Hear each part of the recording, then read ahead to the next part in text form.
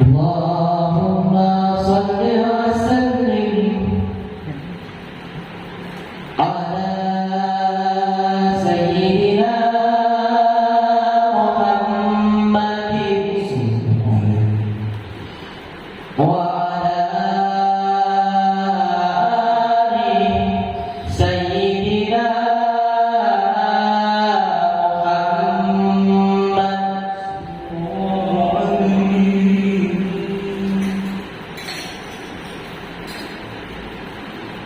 خير البرية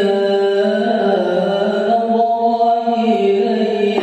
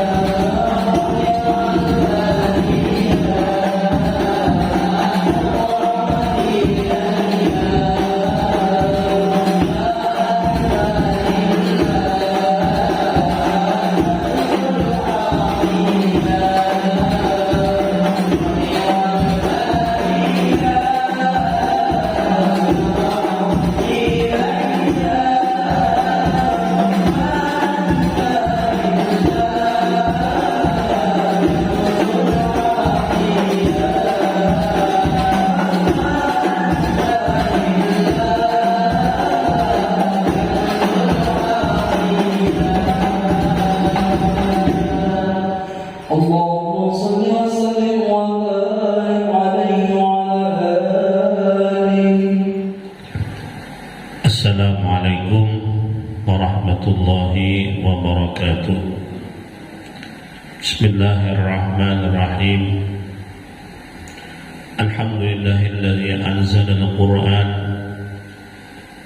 Wassalatu wassalamu ala sayyidi waladi adnan wa ala alihi wa ashabihi ila akhiriz zaman. Amma ba'du. Yang sama-sama kita hormati Kepala Madrasah Aliyah Negeri atau MAN 1 Kandangan, yang sama-sama kita hormati bapak-bapak, ibu-ibu Dewan Guru MAN 1 Kandangan, seluruh santri dan santriwati, seluruh siswa dan siswi MAN 1 Kandangan yang berhadir di tempat ini. Alhamdulillah, kita panjatkan puji syukur kepada Allah Subhanahu wa taala. Di pagi hari ini kita dapat berkumpul untuk sedikit mendengarkan tausiah tentang peringatan nuzulul Quran, turunnya Al-Quran. Al-Quran adalah satu nikmat terbesar dari Allah Subhanahu wa taala kepada kita. Dengan sebab turunnya Al-Quran kepada Rasulullah sallallahu alaihi wasallam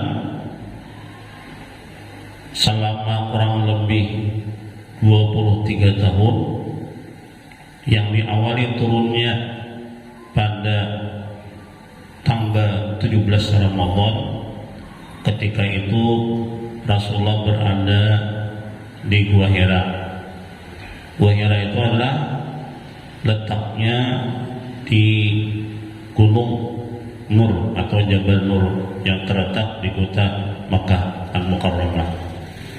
Saat Rasulullah berada di Gua Hira tersebut, datanglah malaikat Jibril menyampaikan wahyu yang pertama kepada Rasulullah SAW. Yang kita ketahui, ayat yang turun kepada beliau saat itu sejumlah 5 ayat dari surah Al-Alaq.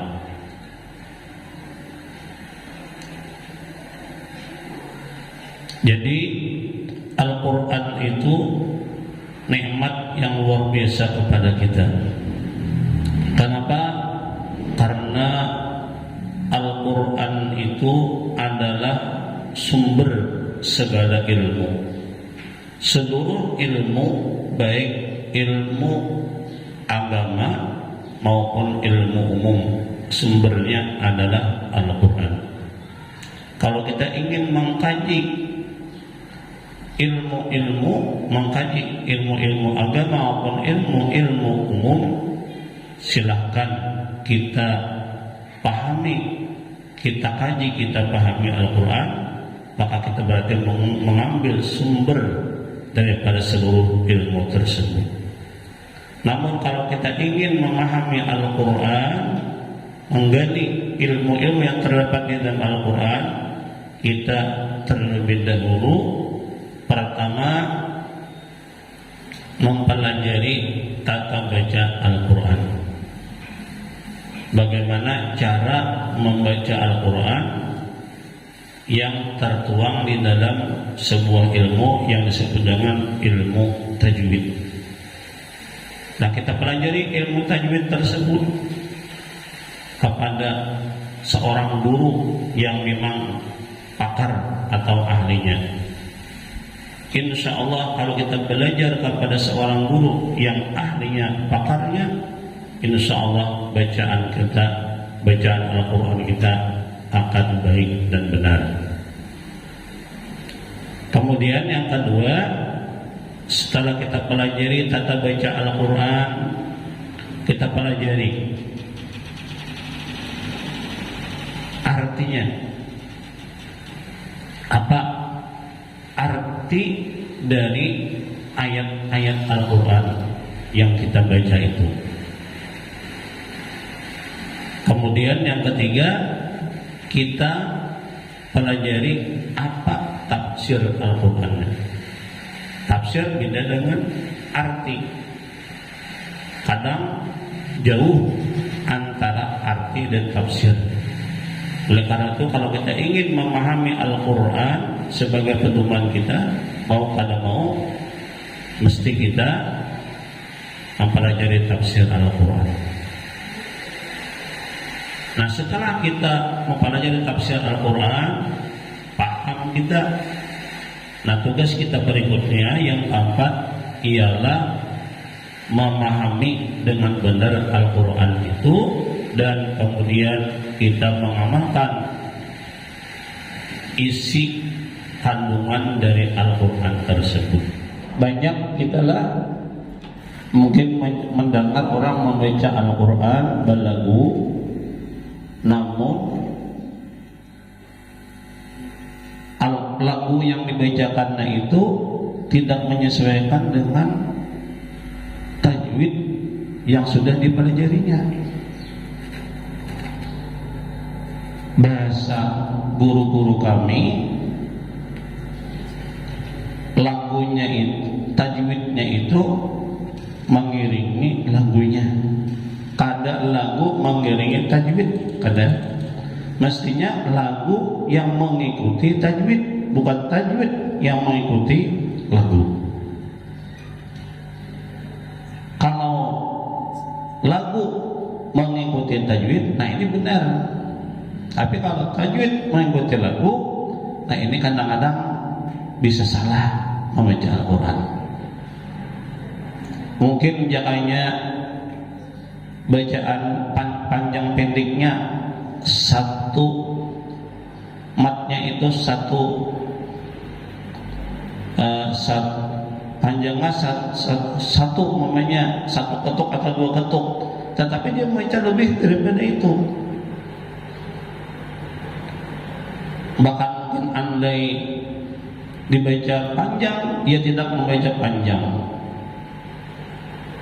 Nah, maka orang yang membaca Al-Quran berlagu,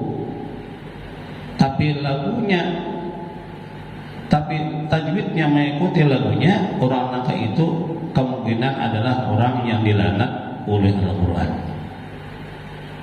Nah, ketika kita mempelajari lagu-lagu Al-Quran, jangan sampai lagu kita itu larut dengan tajwidnya.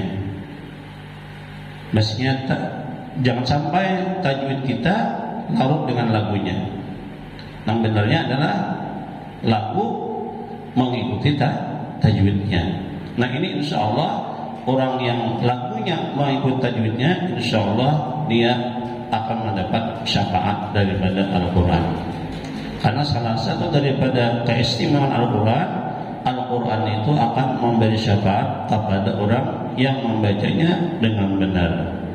Sebagaimana riwayat dari Abu Umamah Al-Bahili, Rasulullah sallallahu alaihi wasallam bersabda, ujar Rasulullah, "Iqra'ul Qur'an fa innahu ya'ti yaumal qiyamah syafi'an li ashabihi."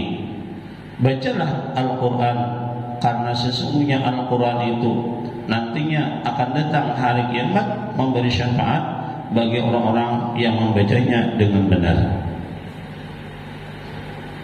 Kemudian kemungkinan yang kedua, kemungkinan orang yang dilaknat oleh Al-Quran, yaitu orang yang pandai, orang yang bisa membaca Al-Quran, namun dia tidak mengamalkan isi Al-Quran tersebut.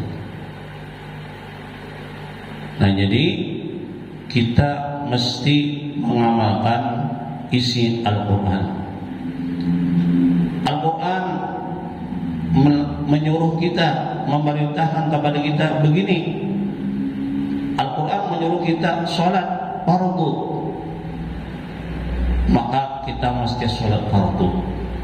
Al-Quran menyuruh kita, memerintahkan kepada kita puasa Ramadan, maka kita wajib puasa Ramadan.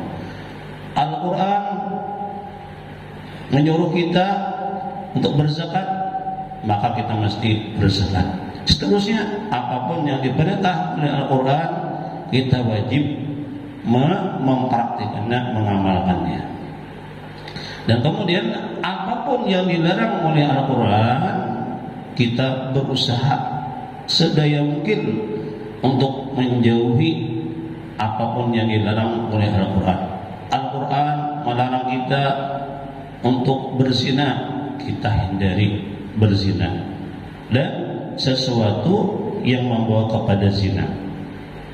Al-Quran melarang kita untuk berkata dusta, maka kita jauhi dusta. Al-Quran melarang kita untuk mengadu domba, maka kita jauhi mengadu domba. Setiap apapun ketika Al-Quran melarang kita, maka larangan-larangan dari Al-Quran tersebut kita berusaha semaksimal mungkin untuk menjauhi larangan-larangan tersebut. Maka apabila kita tidak meninggalkan apa yang dilarang oleh Al-Quran, nah maka kemungkinan kita termasuk apa yang disampaikan oleh Rasulullah tersebut, rubataril Quran wal Quran yal'anu. Kadang orang yang pandai membaca Al-Quran tetapi Al-Quran tersebut melaknat dia. Na'udzubillah min zalik. Kita berlindung kepada Allah dari dilaknat oleh Al-Quran. Jangankan Al-Quran yang melaknat seseorang, kita dilaknat oleh orang terdekat dengan kita. Umpama seorang anak dilaknat oleh orang tuanya, seorang istri dilaknat oleh suaminya, bagaimana rasanya? Tentu sangat tidak kita inginkan. Ini Al-Quran melaknat. Kalau Al-Quran melaknat, pasti yang mempunyai Al-Quran, yang mempunyai kalam Al-Quran, Allah Subhanahu wa Ta'ala melaknat dia. Kalau sudah Allah melaknat dia, seluruh makhluk Allah melaknat dia. Orang yang dilaknat oleh Al-Quran, orang dilaknat oleh Allah akan dijauhkan dari rahmat. Maka ketika dia dijauhkan dari rahmat, pasti dia akan mendapatkan azab daripada Allah Subhanahu wa Ta'ala, baik azab di dunia maupun azab di akhirat. Na'udzubillah min dzalik. Nah, inilah kemungkinan orang-orang yang dilaknat oleh Al-Quran. Jadi dua orang ini, ujar guru-guru kita, adalah orang-orang yang kemungkinan dapat laknat daripada Al-Quran.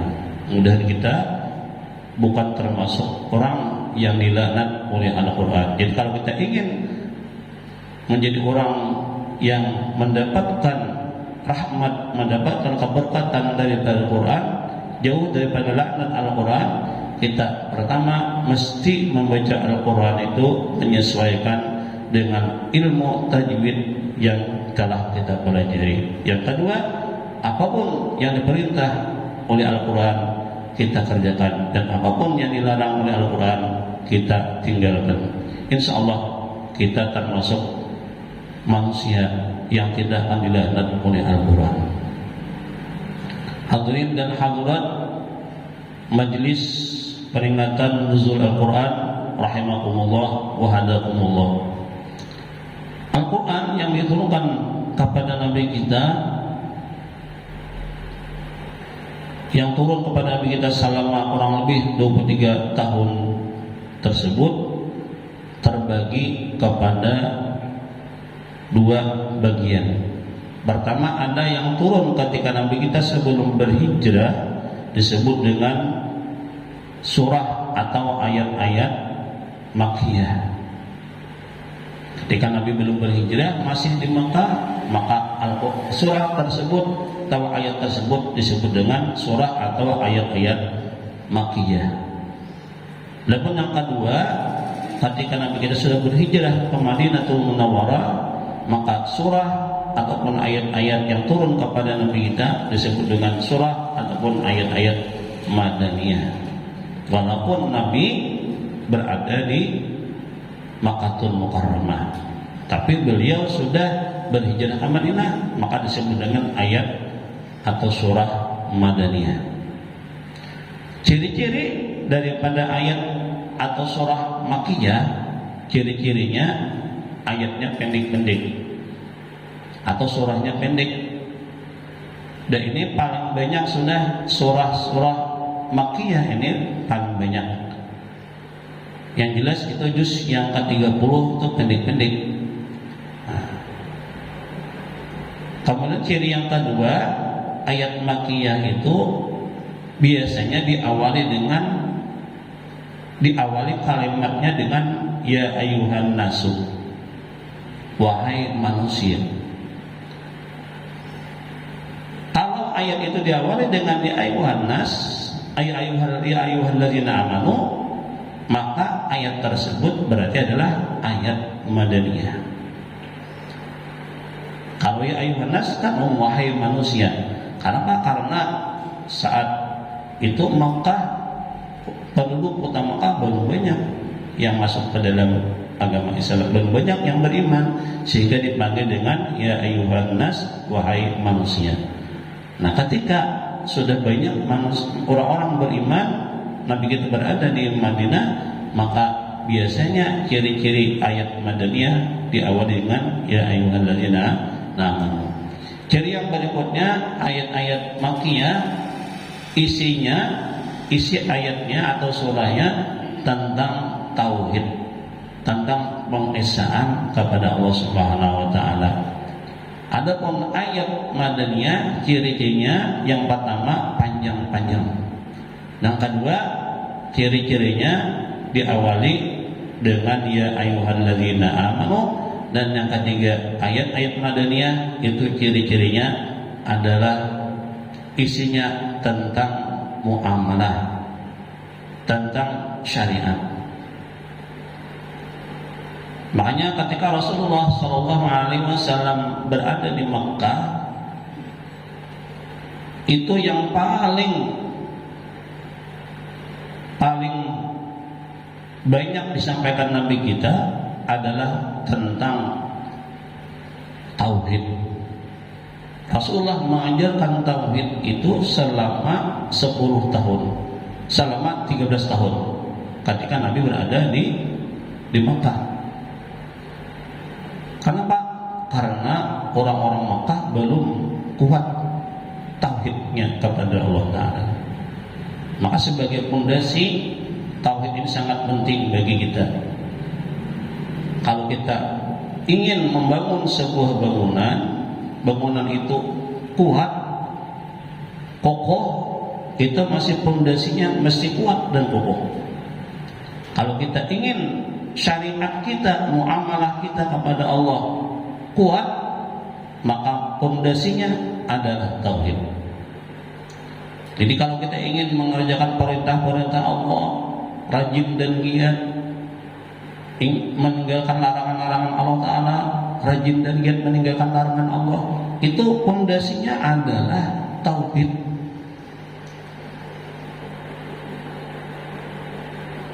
Sebagaimana Rasulullah mengajarkan tauhid kepada para sahabat yang ada di Mekah selama 13 tahun lamanya. Nah, baru ketika Rasulullah berhijrah ke Madinah, turunlah ayat-ayat, surah-surah tentang muamalah atau tentang syariat. Nah, diajarkanlah oleh Nabi kita tentang fikih. Nah, jadi fikih itu cuma 10 tahun Nabi kita mengajarkannya.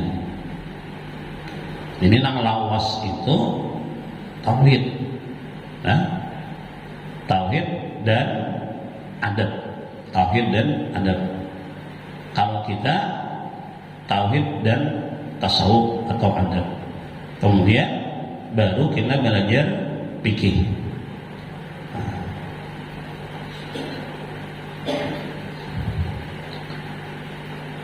Kemudian Al-Quran itu adalah satu-satunya kitab suci yang terjaga kemurniannya sampai akhir zaman. Al-Quran tidak akan pernah ada yang sanggup merubahnya. Walau cuma satu huruf, bahkan satu titik pun tidak ada yang sanggup merubahnya. Andai ada yang merubah, dibenarkan, dibetulkan oleh orang-orang yang mereka itu diberi Allah kemampuan untuk menghafal.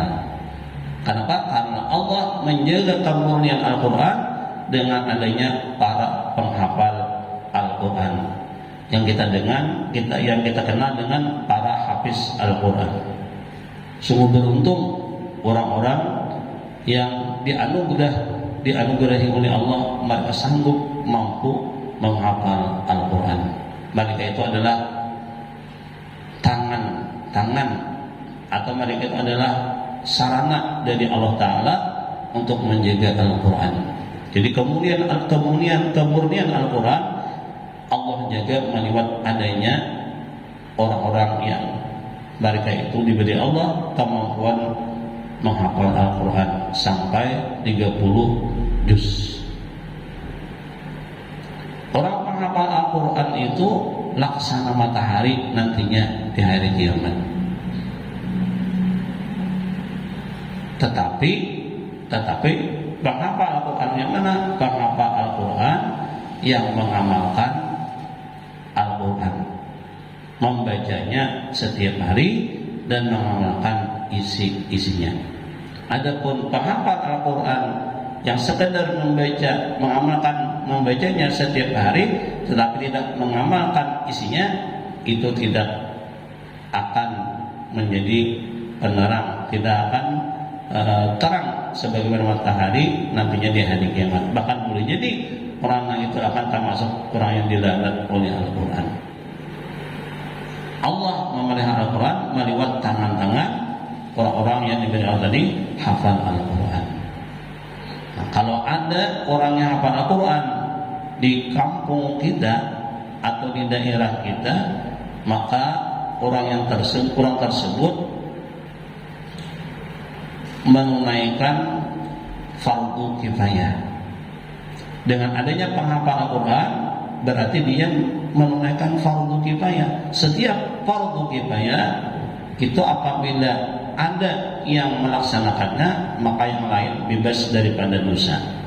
Apabila yang tidak ada satupun penghafal Al-Quran di wilayah kita, maka seluruh orang yang berada di wilayah kita akan berdosa. Cuma alhamdulillah di wilayah kita masih banyak penghafal Al-Quran.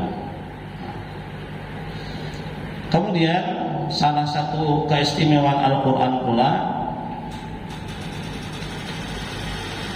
Al-Quran itu mudah dihafalkan, sangat mudah dihafalkan, asal ada kemauan.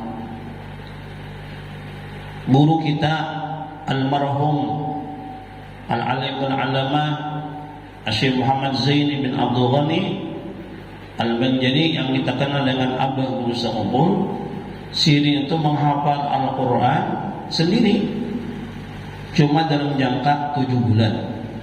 Sanggup menghafal Al-Quran sendiri tanpa ada bimbingan seorang guru.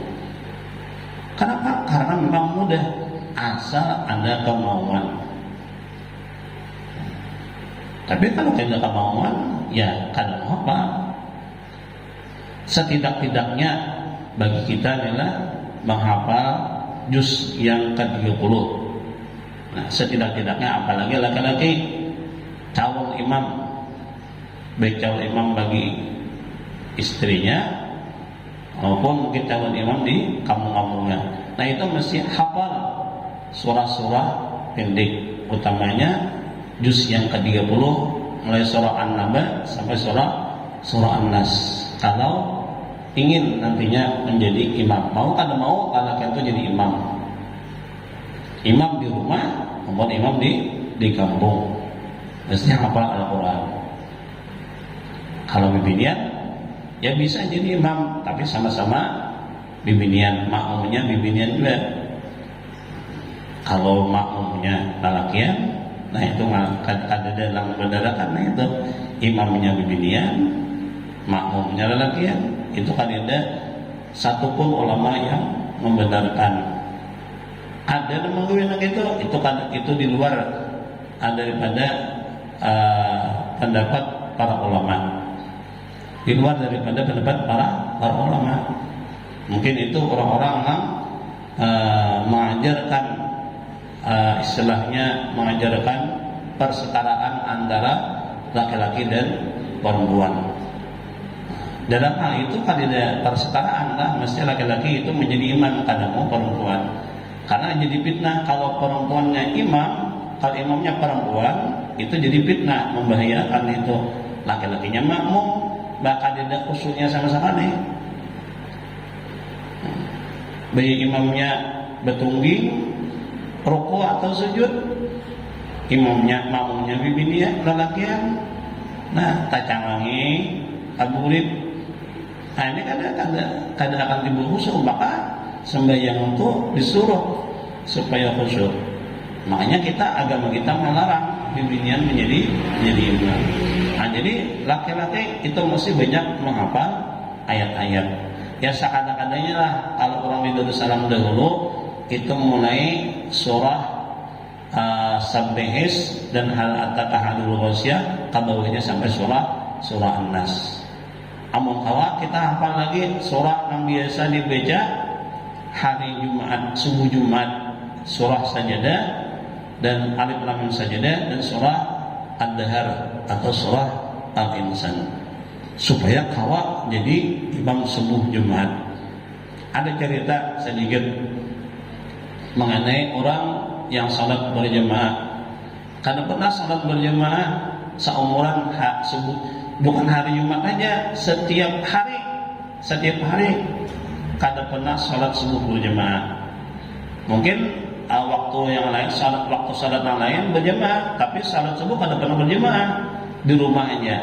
Satu saat orang tersebut istrinya sakit, lalu dirawat inap di rumah sakit. Kebetulan di belakang rumah sakit ada musala atau langgar. Orang tadi ikut sholat berjamaah subuh Jumat. Ketika imam membaca sesudah Fatihah rakaat pertama surah Sajadah sampai kepada ayat wahum la yastakbirun, lalu imam ini sujud apa namanya? Sujud tilawah atau sujud tilawah atau sujud sajadah. Kada pakai ruku, kada pakai i'tidal, langsung aja sujud. Di hati orang ini, kenapa imam ini kada ingat ruku, kada ingat sujud. Imam langsung aja kada ingat ruku dan i'tidal, langsung aja sujud. Ujar di hati orang ini. Setelah sujudnya sekali aja. Kalau bang duduk antara dua sujud, kemudian sujud kedua, karena berdiri pulang. Nah ujarnya si makmum hanya sekali empat sembahyang subuh Jumat nih berjamaah nih. Berarti imam di pertama kada ruku, nang kedua kada i'tidal, nang ketiga kada duduk antara dua sujud dan kada sujud nang kedua. Langsung rakaat kedua menurut penilaiannya. Karena dia tidak mengetahui atau karena kejahilannya. Dikiranya salah imam. Lalu imam menyambung bacaan surah Sajadah. Sudah sujud sajadah tadi. Tatajafa junubuhum 'anil madhaji sampai akhir surah Sajadah, kurang lebih 30 ayat. Lalu imam ruku,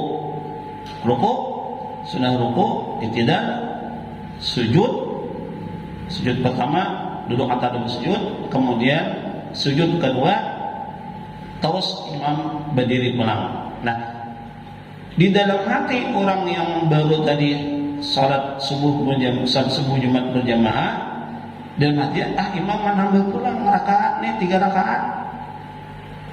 Imam berdiri membaca Fatihah, turun membaca Fatihah, membaca surah Ad-Dahar atau surah al-insan. Seterusnya sampai salam. Tundung sembahyang, lalu orang tadi berkisah. Ujarnya, aku empat sembahyang subuh Jumat dilanggar di belakang rumah sakit. Imamnya 3 rakaat. Rakaat pertama kada ruku, kada itidal, dan kada sujudnya sekalinya. Duduk antara dua sujudnya kada juga. Maka 3 rakaat doang. Nah, imamnya ada ingatnya kesalahannya. Kadanya bang, imamnya pas mujur sesuai dengan tuntunan fikih. Nangka salah itu nama nilai. Nah, itulah kita bila kurang ilmu kita menilai orang salah. Padahal kita nilai itu justru benar. Orang kita nilai benar, sementara kita menilai salah karena kekurangan ilmu, atau bahasa kasarnya karena jahil orang tersebut dengan ilmu agama. Nah, jadi salah satu keistimewaan Al-Quran itu Al-Quran itu mudah untuk dihafalkan. Makanya kita lihat atau melihat di televisi di RCTI itu ada lomba tahfizul Quran yang diselenggarakan oleh RCTI. Banyak anak-anak yang masih relatif muda, karena 4 tahun, 5 tahun, 6 tahun sudah sekian banyak menghafal Al-Quran. Kenapa? Karena memang tadi mudah kalau kita ada kemampuan menghafal Al-Quran. Dan mudah-mudahan ada di antara yang hadir di sini atau mungkin keluarga kita, jiran kita yang ada berminat untuk menghafal Al-Quran. Kita masukkan mereka di sekolah-sekolah hafal Al-Quran. Cuma yang dijaga apa? Hendaklah sekolah atau rumah-rumah tahfiz Al-Quran ataupun pesantren tahfiz Al-Quran itu yang benar-benar ahlus sunnah wal jamaah. Ciri-ciri rumah tahfizul Quran atau pesantren tahfizul Quran yang ahlus sunnah wal jamaah, guru-gurunya itu keilmuan Al-Qurannya itu bersambung sampai ke Rasulullah Shallallahu Alaihi Wasallam. Guru-gurunya itu belajar dari guru sampai kepada Rasulullah dari Jibril dari Allah Subhanahu Wa Taala. Itu ciri-ciri bahwasanya guru-guru yang ada di rumah tahfizul Quran atau pesantren tahfizul Quran adalah ahlus sunnah wal jamaah. Karena kalau kita tidak berhati-hati mungkin mengirim anak kita ke pesantren atau rumah tahfizul Quran, boleh jadi rumah tahfizul Quran atau pesantren tahfizul Quran itu ada ahlus sunnah wal jamaah. Nah, itu sangat berbahaya bagi anak kita. Karena banyak aja sudah ini rumah tahfizul Quran, pesantren tahfizul Quran yang kada ahlus sunnah wal jamaah, yang pada akhirnya mereka itu mensyirikkan orang-orang Islam, mengkafirkan orang-orang Islam. Na'udzubillah min dzalik. Padahal Rasulullah SAW diutus ke dunia ini untuk mengislamkan orang-orang yang kafir, untuk menjadikan orang-orang beriman ketika orang-orang itu belum beriman. Kenapa ada sebagian orang mengkafirkan orang-orang yang sudah Islam, mensyirikkan orang-orang yang beriman? Na'udzubillah min dzalik. Itu karena kesalahan di dalam mengirim anak-anaknya sekolah tahfizul Al-Quran. Nah, itu salah satu cara kita ingin anak-anak kita selamat daripada akidah-akidah, keyakinan-keyakinan yang tidak benar tadi. Kirimlah anak-anak kita, sekolah anak-anak kita di penghafal Al-Quran yang benar-benar ahlus sunnah wal jamaah. Hadirin dan hadirat rahimakumullah. Selanjutnya, salah satu keistimewaan Al-Quran bahwa Al-Quran itu adalah obat segala penyakit. baik penyakit hati maupun penyakit anggota badan. Penyakit hati maupun penyakit anggota badan. Tetapi ada cara-caranya. Andai kita ada punya penyakitnya penyakit anggota badan, penyakit jasmani. Nah, di antara Al-Quran yang sangat mujarrab, yang terpuji untuk menyembuhkan penyakit badan kita di antaranya, tetapi melewat wasilah lain, yaitu air hujan. Apalagi air hujan itu malam Jumat atau siang Jumat, yang langsung airnya itu turun ke tempat yang kita letakkan tanpa menyentuh daun-daunan, apalagi menyentuh atap. Hanya atap tuh diberi air, ada langsung dari langit turun ke tempat yang sudah kita siapkan. Air itu sangat barakah, karena air hujan itu halal dan berkah. Wa anzalna minas samai ma'an mubarakan. Hujan Allah kami turunkan dari langit itu air yang diberi berkah. Jadi air yang langsung dari langit itu diberi berkah oleh Allah. Di dalam itu terkandung kebaikan-kebaikan. Di antaranya apa? Menjadi sebab penyembuh penyakit badan kita. Nah, lalu kita bacakan surah-surah tertentu. Menurut di dalam kitab Minhatul Wahhab, surah-surah yang kita bacakan, pertama Fatihah, surah Al-Fatihah. Surah apa? Al-Fatihah. Berapa kali? 70 kali. Surah Al-Fatihah 70 kali. Yang kedua, surah Al-Ikhlas. Qul huwallahu ahad sampai habis. Berapa? 70 kali. Yang ketiga, surah Al-Falaq. Qul a'udzu birabbil falaq sampai habis, sampai akhirnya. Juga 70. Kemudian yang keempat, surah An-Nas. Qul a'udzu birabbin nas, juga 70. Itu sasurahan, empat itu sasurahan. Masing-masing surah satu surah sampai habis. Kemudian yang kelima itu ayat kursi. Apa itu ayat kursi? Itu Allahu la ilaha illa huwal hayyul qayyum la ta'khudhuhu sinatun wa la nawm sampai akhir ayat kursi. Itu dibacakan juga 70 kali.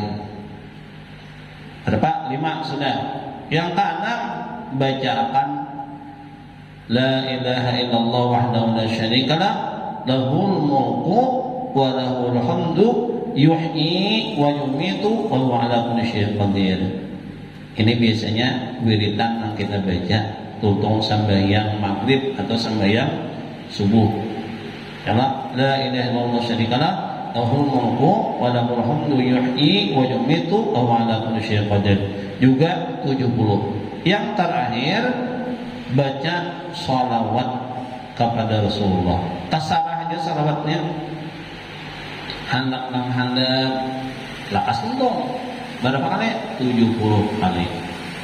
Apa yang bagus sholawatnya sesuaikan dengan kondisi. Itu kita punya penyakit. Ini yang bagus adalah sholawat tibbil qulub. Sholawat tibbil qulub. Kira-kira apa aja seperti bola? Allahumma shalli ala sayyidina Muhammadin tibbil qulubi wa da'iha wa afiyatil abdani wa shifaiha wa nuril absari wa dhiyaiha wa ala washabihi wasallim. Tapi jangan itu kamu bacanya lambatnya tolong. Nah, Allahumma salli ala sayyidina Muhammadin tibbil qulub wa dawihi wa afiyatil abdan wa shifaiha wa nuri absar wa dhiyaqutil arwah wa laha wa ala alihi wa sahbihi wasallim. Juga 70. Lalu kita tiupkan ke cangkir atau ke gelas yang di situ sudah kita sediakan air putih. Air putih, apalagi airnya dia air putih yang turun dari langit langsung, air hujan hari Jumat atau malam Jumat. Kita tiupkan, tapi ada sedikit berhembus, kadang sekali ada air, ada sedikit embun-embunnya. Gesan kita juga ada, gesan orang lain ada. Nah, insya Allah berkat ayat-ayat Al-Quran tersebut dan berkat salawat kepada Rasulullah, insya Allah Allah sembuhkan penyakit jasmani kita. Andai karena sembuh juga, nah maka berarti membawa kematian. Penyakit itu akan terbawa kepada kematian. Karena akan sembuh. Itu mujarab teruji sudah, asal benar-benar kita membacanya. Nah, di samping Al-Quran itu menjadi obat penyakit badan kita, jasmani kita, Al-Quran juga menjadi obat bagi penyakit hati kita ini. Ini yang sangat penting, sangat penting. Al-Quran itu menjadi obat. Wa munazzilu minal Qur'ani ma huwa syifaa'un wa rahmatun lil mu'minin. Kami turunkan Al-Quran itu adalah menjadi obat dan menjadi rahmat bagi orang-orang yang beriman. Nah, kita membaca Al-Quran itu akan menjadi obat penyakit hati kita dengan syarat. Nah, ada syaratnya. Ketika kita membaca Al-Quran itu membacanya pertama dengan tartil. Dengan tartil, arti membaca tartil jelas huruf-hurufnya, jelas panjang pendeknya, jelas ikhfa'nya, jelas izharnya, jelas idghamnya. Jadi kalau jelas semuanya, kita beri tartil. Kemudian yang kedua, syaratnya supaya Al-Quran yang kita baca itu menjadi penyembuh penyakit, syaratnya kita membacanya dengan tadabbur.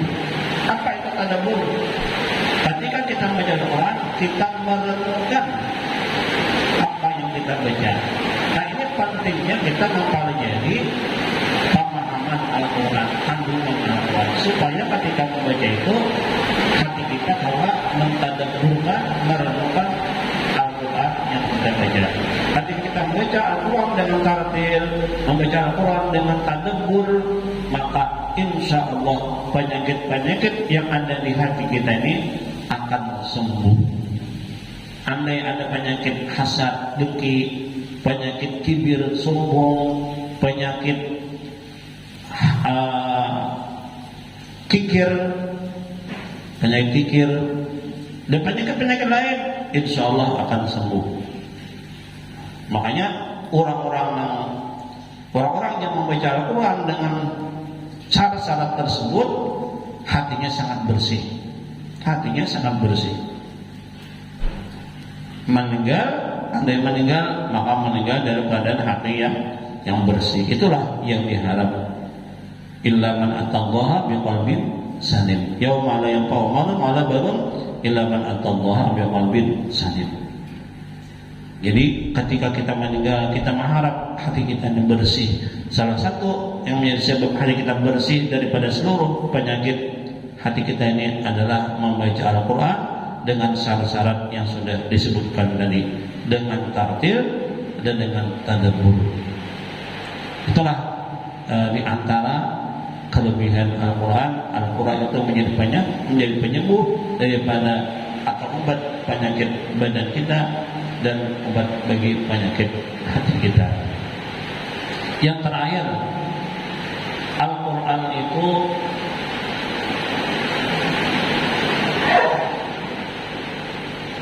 membawa kebenaran. Al-Quran itu membawa kebenaran. seluruh isi Al-Quran isinya benar. Kalau kita ingin berada di jalan yang benar, tidak berada di jalan yang sesat, kita mesti mematuhi tuntunan-tuntunan Al-Quran. Ketika kita mematuhi tuntunan Al-Quran, maka kita insya Allah akan berada di jalan yang benar, tidak akan berada di jalan yang sesat.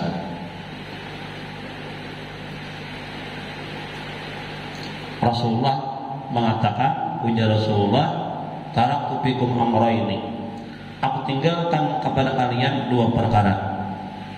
Pertama, kitab Allah, Al-Quran.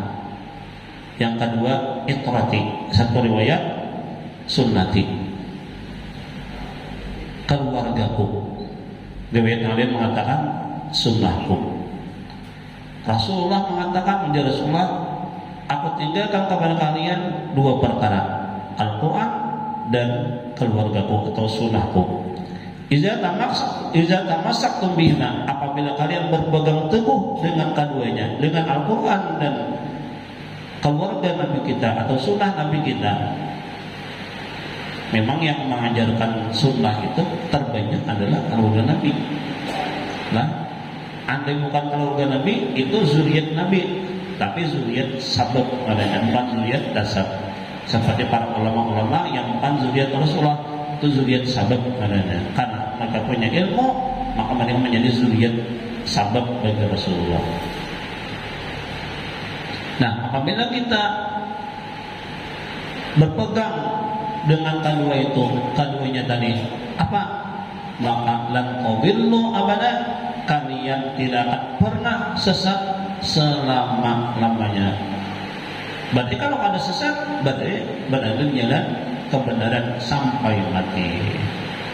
Asal kita benar-benar berpegang teguh dengan Al-Quran dan keluarga atau sunnah Rasulullah SAW.